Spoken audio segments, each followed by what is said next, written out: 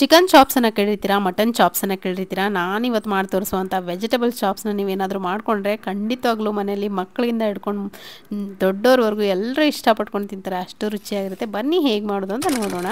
ನಾನಿಲ್ಲಿ ಮೊದಲಿಗೆ ಮಸಾಲೆನ ರುಬ್ಕೊಳ್ಳೋಕ್ಕೆ 1 ಟೀ ಸ್ಪೂನ್ ಅಷ್ಟು ಕಾಳು ಮೆಣಸು, 2 ರಿಂದ 3 ಲವಂಗ, 1 ಇಂಚಿನಷ್ಟು ಚಕ್ಕೆ ತೊಗೊಂಡಿದ್ದೀನಿ, 2 ಏಲಕ್ಕಿ ತೊಗೊಂಡಿದ್ದೀನಿ. ಹಾಗೆಯೇ ಸ್ವಲ್ಪ ಸೋಂಪು ಹಾಗೆ ಜೀರಿಗೆ ತೊಗೊಂಡಿದ್ದೀನಿ. ಜೊತೆಗೆ 1 ಸ್ಪೂನ್ ಆಗೋಷ್ಟು ಧನಿಯಾ ಕಾಳನ್ನು ಕೂಡ ಹಾಕ್ಕೊಂಡಿದ್ದೀನಿ. ಹಾಕ್ಕೊಂಡು ಡ್ರೈ ರೋಸ್ಟ್ ಮಾಡ್ಕೋಬೇಕು.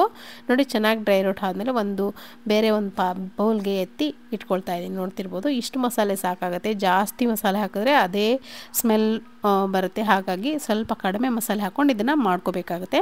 ಇವಾಗ ಅದೇ ಪ್ಯಾನ್ಗೆ 1 ಸ್ಪೂನ್ ಆಗೋಷ್ಟು ಎಣ್ಣೆ ಹಾಕ್ಕೊಂಡು 1 ಈರುಳ್ಳಿನ ಸಣ್ಣದಾಗಿ ಕಟ್ ಮಾಡಿಕೊಂಡು ಹಾಕ್ಕೊಳ್ತಾ ಇದ್ದೀನಿ. ಅಂದರೆ ಉದ್ದುದ್ದಕ್ಕೆ ಕಟ್ ಮಾಡಿಕೊಂಡು ಹಾಕ್ಕೊಳ್ತಾ ಇದ್ದೀನಿ. ಹಾಕ್ಕೊಂಡು ಚೆನ್ನಾಗಿ ಫ್ರೈ ಮಾಡ್ಕೋಬೇಕು. ಪೂರ್ತಿ ಟ್ರಾನ್ಸ್ಪರೆಂಟ್ ಆಗೋವರೆಗೂ, ಸ್ವಲ್ಪ ಕಲರ್ ಚೇಂಜ್ ಆಗೋವರೆಗೂ ಫ್ರೈ ಮಾಡಿಕೊಂಡ್ರೆ ಸಾಕು ಈರುಳ್ಳಿನ. ಆವಾಗಲೇ ಒಂದು ಒಳ್ಳೆ ಟೇಸ್ಟ್ ಬರೋದು ನಮಗೆ. ಇವಾಗ ನೋಡಿ, ಇದಕ್ಕೆ 1-2 ಟೊಮೆಟೊನ, ಹಣ್ಣಾಗಿರುವಂಥ 2 ಟೊಮೆಟೊನ ಕಟ್ ಮಾಡ್ಕೊಂಡು ಹಾಕ್ಕೊಳ್ತಿದ್ದೀನಿ. ಈ ಟೊಮೆಟೊ ಕೂಡ ಅಷ್ಟೇ ಸಾಫ್ಟಾಗಿ ಫ್ರೈ ಆಗಬೇಕು. ಚೆನ್ನಾಗಿ ಫ್ರೈ ಮಾಡಿಕೊಂಡು ಸಾಫ್ಟ್ ಆದಮೇಲೆ ಇಲ್ಲಿ ನೋಡಿ, ಒಂದು ಕೈ ಹಿಡಿಯಷ್ಟು ಕೊತ್ತಂಬರಿ ಸೊಪ್ಪು, 1 ಕೈ ಹಿಡಿಯಷ್ಟು ಪುದೀನ ಸೊಪ್ಪನ್ನು ಹಾಕ್ಕೊಂಡಿದ್ದೀನಿ. ಹಾಕ್ಕೊಂಡು ಇದನ್ನು ಕೂಡ ಚೆನ್ನಾಗಿ ಮಿಕ್ಸ್ ಮಾಡ್ಕೋಬೇಕು. ನೋಡಿ, ಖಾರಕ್ಕೆ ನಾನಿಲ್ಲಿ ಹಸಿಮೆಣಸಿನ್ಕಾಯಿನ ಬಳಸ್ತಾ ಇದ್ದೀನಿ. ಅಂದರೆ ಹಸಿಮೆಣಸಿನ್ಕಾಯಿನೇ ಹಾಕಬೇಕು. ಚಾಪ್ಸ್ಗೆ ತುಂಬ ಟೇಸ್ಟಿ ಆಗುತ್ತೆ. 3 ಹಸಿಮೆಣಸಿನ್ಕಾಯಿ ಖಾರಕ್ಕೆ ಹಾಕ್ಕೊಂಡು ಫ್ರೈ ಮಾಡ್ಕೊಂಡು ಎತ್ತಿಟ್ಕೊಂಡಿದ್ದೀನಿ. ಇವಾಗ ಇದಕ್ಕೆ ಪೂರ್ತಿ ತಣ್ಣಗಾದ್ಮೇಲೆ ನಾನು ಒಂದು ಮಿಕ್ಸರ್ ಜಾರ್ಗೆ ಇದನ್ನು ಹಾಕ್ಕೊಳ್ತಾ ಇದ್ದೀನಿ. ನೋಡ್ತಿರ್ಬೋದು, ಈ ರುಬ್ಬಿದಂಥ ಮಸಾಲೆ ಅಷ್ಟೇ ಇಲ್ಲದೆ ಇನ್ನೂ ಸೀಕ್ರೆಟ್ ಇಂಗ್ರೀಡಿಯೆಂಟ್ ಅಂದರೆ ನಾನಿಲ್ಲಿ 1 ಟೇಬಲ್ ಸ್ಪೂನ್ ಆಗೋಷ್ಟು ಕಾಯಿನ ಹಾಕ್ಕೊತಾ ಇದ್ದೀನಿ. ಹಾಗೆಯೇ ನೆನೆಸಿಟ್ಕೊಂಡಂಥ 5 ರಿಂದ 10 ಗೋಡಂಬಿ, ಹಾಗೆ ಕಲ್ಲಂಗಡಿ ಹಣ್ಣಿನ ಬೀಜ ಏನಿರುತ್ತೆ ನೋಡಿ, ಅದನ್ನು ಕೂಡ ನೆನೆಸಿಟ್ಟಿದ್ದೆ. 1 ಟೇಬಲ್ ಸ್ಪೂನ್ ಆಗೋಷ್ಟು ಅದನ್ನು ಕೂಡ ಹಾಕ್ಕೊಳ್ತಾ ಇದ್ದೀನಿ. ಇದಕ್ಕೆ ಮೆಲನ್ ಸೀಡ್ಸ್ ಅಂತ ಕರೀತಾರೆ. ನೀವು ಮಾರ್ಕೆಟಲ್ಲಿ ಹೋದಾಗ ಮೆಲನ್ ಸೀಡ್ಸ್ ಅಂದರೆ ಕೊಡ್ತಾರೆ, ಅಥವಾ ಕಲ್ಲಂಗಡಿ ಬೀಜ ಅಂದರೂ ಕೊಡ್ತಾರೆ. ಸ್ವಲ್ಪ ಅರಶಿನ ಕೂಡ ಹಾಕ್ಕೊಂಡು ಹುರ್ಕೊಂಡಂಥ ಮಸಾಲೆ ಕೂಡ ಹಾಕ್ಕೊಂಡು ಇದನ್ನು ನುಣ್ಣಗೆ ರುಬ್ಕೋಬೇಕು. ತರ್ತರಿಯಾಗಿ ರುಬ್ಬೋ ಹಾಗಿಲ್ಲ, ನುಣ್ಣಗೆ ರುಬ್ಕೊಂಡು ಸೈಡಲ್ಲಿ ಇಟ್ಕೊಂಡಿದ್ದೀನಿ. ಇವಾಗ ಒಂದು ಬಾಣಲೆ ಬಿಸಿ ಇಟ್ಕೊಂಡು ಇದಕ್ಕೆ 1 ಸ್ಪೂನ್ ಆಗೋಷ್ಟು, 1 ಟೇಬಲ್ ಸ್ಪೂನ್ ಆಗೋಷ್ಟು ಎಣ್ಣೆ ಹಾಕ್ಕೊಂಡು ಅರ್ಧದಷ್ಟು ಈರುಳ್ಳಿನ ಸಣ್ಣದಾಗಿ ಕಟ್ ಮಾಡಿಕೊಂಡು ಹಾಕ್ಕೊಂಡಿದ್ದೀನಿ ಒಗ್ಗರಣೆಗೆ. ಹಾಗೆ ಶುಂಠಿ ಬೆಳ್ಳುಳ್ಳಿ ಪೇಸ್ಟ್ ನನ್ನ ಹತ್ರ ಫ್ರೆಶ್ ಆಗಿ ಮಾಡ್ಕೊಂಡಿರೋದಿತ್ತು. ಇಲ್ಲ ಅಂದರೆ ನೀವು ರುಬ್ಬೋದ್ರಲ್ಲೇ ಶುಂಠಿ ಬೆಳ್ಳುಳ್ಳಿ ಪೇಸ್ಟನ್ನು ಕೂಡ ಹಾಕ್ಕೊಂಡು, ಅಂದರೆ ಶುಂಠಿನೂ ಮತ್ತು ಬೆಳ್ಳುಳ್ಳಿನ 2 ಹಾಕ್ಕೊಂಡು ಫ್ರೈ ಮಾಡ್ಕೋಬೋದು. ಇವಾಗ ಚೆನ್ನಾಗಿ ಫ್ರೈ ಆದಮೇಲೆ ನೋಡಿ, ಅರ್ಧದಷ್ಟು ಕ್ಯಾಪ್ಸಿಕಮ್ ಹಾಗೆ ಅರ್ಧದಷ್ಟು ಈರುಳ್ಳಿನ ಈ ಥರ ದೊಡ್ಡದಾಗಿ ಕಟ್ ಮಾಡಿಕೊಂಡು ಹಾಕ್ಕೊಂಡಿದ್ದೀನಿ. ಹಾಕ್ಕೊಂಡು ಜಾಸ್ತಿ ಫ್ರೈ ಮಾಡಬಾರ್ದು, ಕ್ರಿಸ್ಪಿನೆಸ್ ಹಾಗೇ ಇರಬೇಕು, ನಮ್ಗೆ ಬಾಯಿ ಸಿಗ್ತಾ ಇರಬೇಕು. ಅದು ತಕ್ಷಣವೇ ನಾನಿಲ್ಲಿ ರುಬ್ಬಿದಂಥ ಮಸಾಲೆ ಕೂಡ ನಾನಿಲ್ಲಿ ಸೇರಿಸ್ಕೊಳ್ತಾ ಇದ್ದೀನಿ. ಸೇರಿಸ್ಕೊಂಡು ಜಾರ್ಗೆ 1 ಜಾರ್ ಆಗೋಷ್ಟು ನೀರು ಹಾಕ್ಕೊಂಡು ಅದಕ್ಕೆ ಗ್ರೇವಿ ತಿಕ್ನೆಸ್ ನೋಡ್ಕೊಂಡು ನೀವು ಹೆಚ್ಚು ಕಡಿಮೆ ಮಾಡ್ಕೋಬೋದು. ಮಾಡಿಕೊಂಡು ಚೆನ್ನಾಗಿ ಮಿಕ್ಸ್ ಮಾಡ್ಕೋಬೇಕು. ಇವಾಗ ನಾನು ಇದಕ್ಕೆ ಉಪ್ಪನ್ನು ಸೇರಿಸ್ಕೊಂಡಿಲ್ಲ.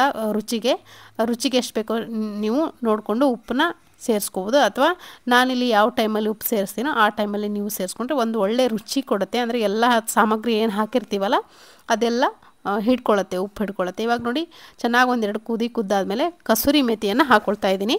ಹಾಕ್ಕೊಂಡಾದ್ಮೇಲೆ ಚೆನ್ನಾಗಿ ಕುದಿಸ್ಬೇಕು. ಕುದಿಸಾದ್ಮೇಲೆ ನೋಡಿ, ಮಿಕ್ಸ್ ಮಾಡ್ಕೋಬೇಕು.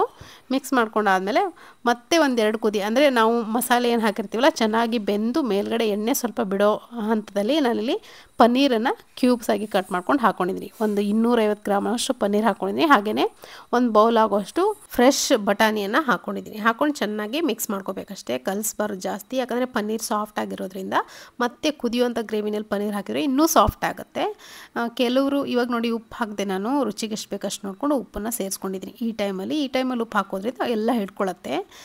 ಮಸಾಲೆ ಅಥವಾ ಪನ್ನೀರ್ ಏನು ಹಾಕಿದ್ದೀವಲ್ಲ ಸಾಮಗ್ರಿಗಳೆಲ್ಲ ಉಪ್ಪು ಹಿಡ್ಕೊಳ್ಳುತ್ತೆ. ಹಾಗಾಗಿ ಈ ಟೈಮಲ್ಲಿ ಹಾಕ್ಕೊಂಡು ಚೆನ್ನಾಗಿ ಮಿಕ್ಸ್ ಮಾಡ್ಕೊಂಡಿದ್ದೀನಿ. ಕೆಲವರು ಪನ್ನೀರನ್ನು ಫ್ರೈ ಮಾಡ್ಕೊಂಡು ತೆಗಿತಾರೆ, ಅಷ್ಟು ಚೆನ್ನಾಗಾಗಲ್ಲ, ಫುಲ್ ಹಾರ್ಡ್ ಆಗುತ್ತೆ. ಇವಾಗ ಮುಚ್ಚಿ 2 ರಿಂದ 3 ನಿಮಿಷ ಬಿಟ್ಟಿದ್ದೆ ಕುದಿಯೋಕ್ಕೆ.